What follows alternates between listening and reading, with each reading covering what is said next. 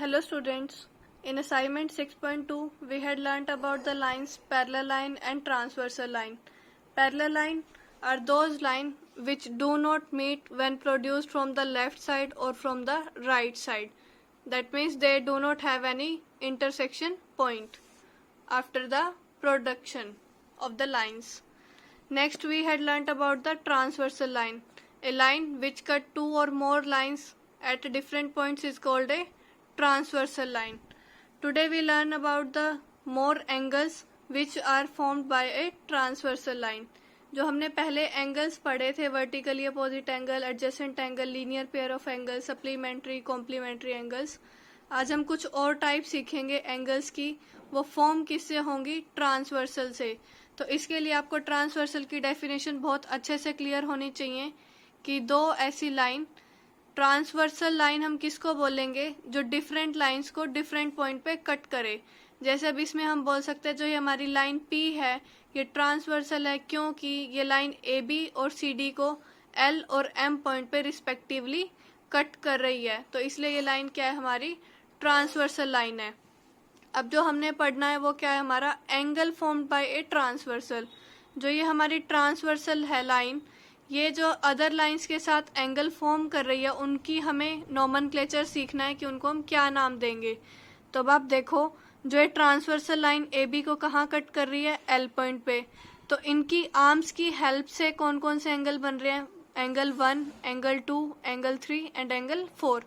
जो ट्रांसवर्सल का intersection point है जो इसके कोरस्पॉन्डिंग एंगल्स बन रहे हैं, और इधर इस तरह से CD लाइन को जो है लाइन P कहाँ कट कर रही है? M पॉइंट पे. जो इंटरसेक्शन पॉइंट होता है उस पे आपके एंगल्स फॉर्म होंगे. इनका हमें आज नेमिंग सीखना है. फर्स्ट टाइप है हमारी एक्सटीरियर एंगल. एक्सटीरियर एंगल हम किसको बोलेंगे? जो हमारा इंटरसेक्शन पॉइंट होता है ट्रांसवर्सल लाइन का अदर लाइंस पे, उनके जो बाहर की तरफ एंगल होंगे ना, वो हमारे क्या कहलाएंगे? Exterior angle. जैसे इसमें एंगल 1 और एंगल 2 है, ये लाइन के ऊपर है, और ये जो है एंगल CD पे जो पॉइंट M से फॉर्म हो रहे हैं 7 एंड 8, ये भी लाइन से बाहर हैं, ये फ्री हैं, तो इनको आप क्या बोलोगे? Exterior angle. और जो ये अदर एंगल हैं एंगल 3, 4, 6 एंड 5, ये दोनों लाइंस के बीच में दबे हुए हैं. आप इनको ऐसे सोच सकते हो कि ये इन दोनों लाइंस के अंदर हैं. इंटीरियर का मतलब होता है अंदर, लाइंस के दोनों लाइंस के बीच में मतलब अंदर की तरफ है, और एक्सटीरियर एंगल का मतलब बाहर की तरफ. जैसे हम ओपन करते हैं तो ये बाहर की तरफ है. एंगल 2, 1, 7 एंड 8, और एंगल 3, 4, 6 एंड 5 आपके क्या कहलाएंगे? Interior angles. तो आपको क्वेश्चन नंबर 5 में देखो यही आइडेंटिफाई करना है, एक्सटीरियर एंगल और इंटीरियर एंगल. तो आप उसकी हेल्प से भी देख सकते हो. ये आपकी क्या है? Transversal line. इनको आप नेमिंग दे दो. ये पॉइंट आपका है L और ये पॉइंट है आपका M.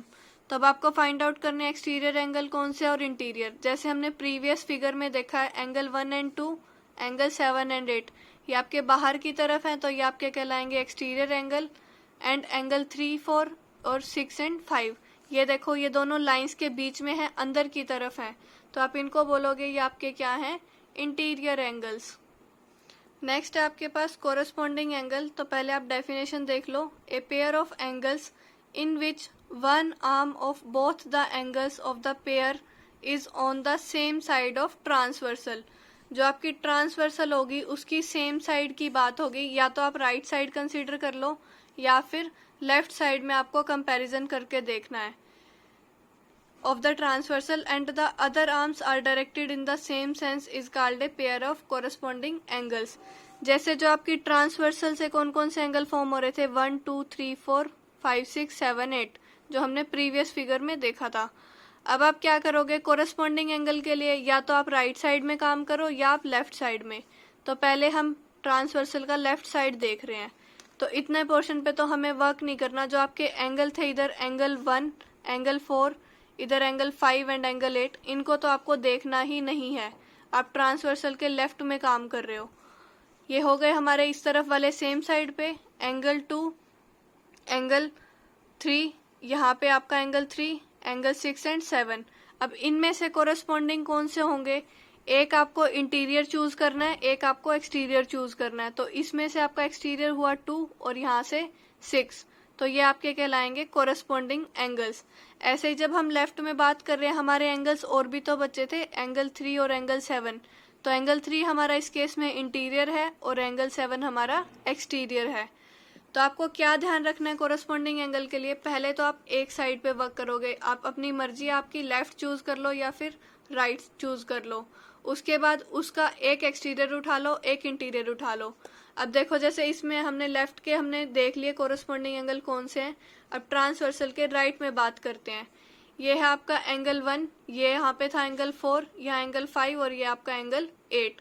तो अब आपको इन चारों में से देखना है कौन सा पेयर आपका कोरस्पॉन्डिंग एंगल फॉर्म करेगा।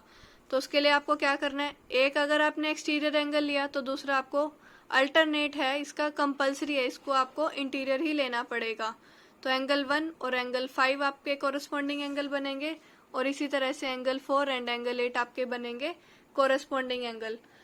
तो अब डेफिनेशन मैं फिर से रिपीट कर रही हूँ, एक साइड वर्क करो या आप लेफ्ट साइड चूज करो या फिर आप राइट साइड चूज करो।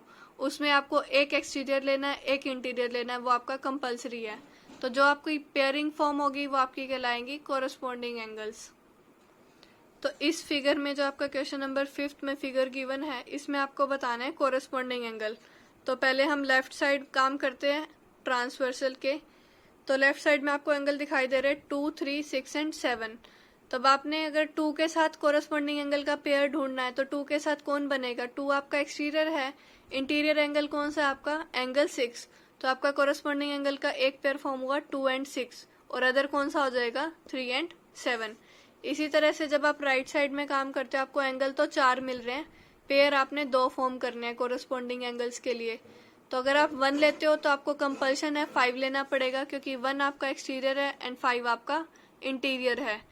और दूसरा पेयर आपका क्या फॉर्म होगा? Angle 4 and angle 8।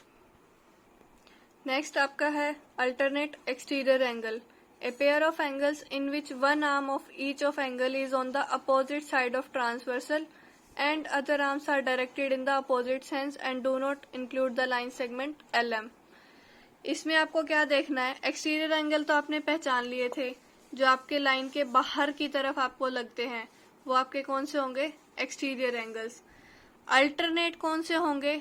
Opposite angles. Exterior angle यहाँ पे कौन से फॉर्म हो रहे थे? 1, 2, 7 एंड 8। बट एक्सटीरियर में आपको क्या लेने हैं? अपोजिट वाले। तो 2 के अपोजिट कौन है? 8 और यहाँ पे 1 के अपोजिट कौन हो जाएगा? 7। तो आप क्या लिखोगे? In the figure given at right angle 2 and angle 8 और इस फिगर के according 1 and 7 form A pair of alternate exterior angle. आप सिंपली ध्यान रखो, एक्सटीरियर जो आपने बाहर वाले चूज किए थे उनमें आपको अपोजिट वाले एंगल्स की पेयरिंग फॉर्म करनी है, वो आपके हो जाएंगे अल्टरनेट एक्सटीरियर एंगल। और इसी तरह से इंटीरियर एंगल आपने लाइन के अंदर वाले चूज किए थे, अल्टरनेट निकालने के लिए आपको अपोजिट वाले लेने हैं। जैसे यहाँ पे एंगल 3 एंड एंगल 5 और यहाँ पे आपका एंगल 4 एंड एंगल 6 आपके कहलाएंगे alternate pair of interior angles. So अब आपको समझ में आ गया होगा, इंटीरियर के लिए भी आपको सेम प्रोसीजर फॉलो करना है। इंटीरियर एंगल देखो और उनके अपोजिट फाइंड आउट करो, जैसे एंगल 3, 5 एंड एंगल 4 एंड 6। तो अब आपका क्वेश्चन नंबर 5 में सारे टाइप्स कंप्लीट हो गए, exterior, interior, alternate exterior, alternate interior and corresponding angles. अब आप देखो question number 4, in the adjoining figure angle 1 equal to 70 degree and angle 3 equals to 55 degree are A B and C D parallel. आपसे ये पूछा जा रहा है क्या जो लाइन आपकी ए बी और सी डी क्या पैरेलल है? तो आप देखो ए बी को आप इधर प्रोड्यूस करोगे और सी डी को इस तरह से प्रोड्यूस करोगे लाइन के अकॉर्डिंग, तो ये कहीं ना कहीं पे आपके मीट करेंगे। तो आप बोलोगे कि A B and C D are not parallel because when we are producing the line from the right side they will intersect at point P. आप इनको लाइन को एक्सटेंड करके दिखा देना अपनी नोटबुक में कि ये पॉइंट पी पे मीट कर रहे हैं, इसलिए आपकी जो ये लाइंस है ये आपकी पैरेलल लाइंस नहीं है। और आप ये देखो, आपको ये एंगल कंफ्यूजन के लिए गिवन थे, बस आप फाइंड आउट कर सकते हो, ये आपके लिए एक्स्ट्रा पॉइंट है। एंगल 1 और एंगल 2 आपके वर्टिकली अपोजिट एंगल फॉर्म कर रहे हैं। आप इस तरह से देखो, दो आपकी इंटरसेक्टिंग लाइन है, एक कॉमन वर्टेक्स है और दोनों आपके एंगल अपोजिट है। आपको ये पता है वर्टिकली अपोजिट एंगल आपके इक्वल होते हैं, तो एंगल 1 और एंगल 2 आपके इक्वल्स टू 70 डिग्री।